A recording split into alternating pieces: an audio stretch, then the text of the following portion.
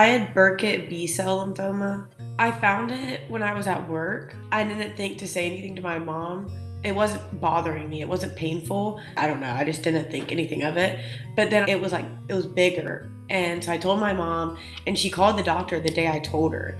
And they said, because I'm really active and like I run all the time and stuff, so they thought from sweating, your lymph nodes can swell up. So they thought it was just something like that. And they prescribed me an antibiotic and it didn't work. And then our physician, he pointed us through Children's Healthcare of Atlanta, and that's where I got my biopsy done. There we found out that it was Burkitt lymphoma.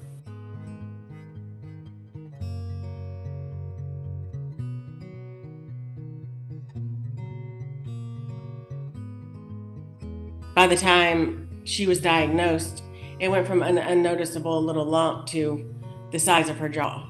And so it was just heart-wrenching to hear when they told us what it was. I didn't really believe it because I thought if you had cancer, like you're really sick. I didn't know it was the like chemo that caused you to get sick, but I was perfectly fine. I was performing like great athletically. I was doing better than I've ever done, and I wasn't like super tired. So I was like, there's no way I have cancer. I'm fine.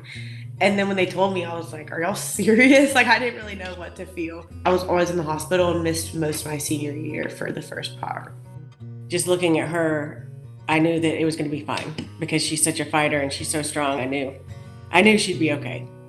We were in the hospital more than we were home for 3 months. We were only home for 2 days. Hard to put it into words because you just can't believe what you're seeing. You can't believe that you're seeing your 17-year-old healthy daughter you thought go through the most horrific things that the chemotherapy did to her body. Just watching how hard she would still try to fight. It was hard for her to eat. It was hard for her to talk. It was hard for her to do anything. Her losing her hair was the worst part for her. We were hoping that wasn't going to happen, but with the intense regimen of chemo she was on, it was unavoidable. There was no way she wasn't going to. So that was one of the hardest things, having to watch her go through that. The hospital room looked like it was more decorated than her bedroom because she was there for so long. So the doctors would come in and they're like, you definitely win for most decorated hospital room. My friends made a flag of like all of us, and we hung it up on the wall with like fairy lights. And it was like me and all my friend group on like a pink American flag or something.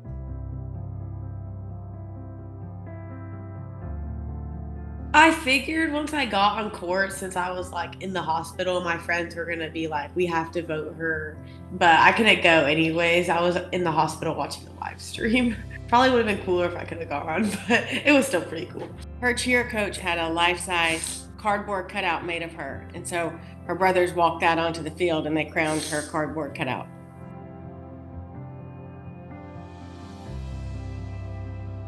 It's considered like a remission for the first 2 years because it'll come back the most in the beginning, like right when you're done with treatment.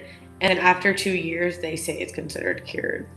I started going back to school when it started in January, and I've been going normal since then.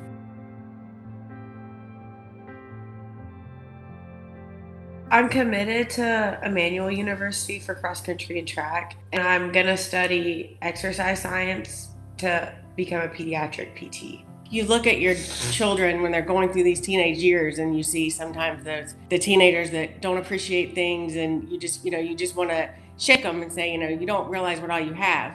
And then you see her go through what she's gone through and the realization of everything that most teenagers take for granted. And so it changed her and me and our entire family. I mean, we don't see things the same way anymore.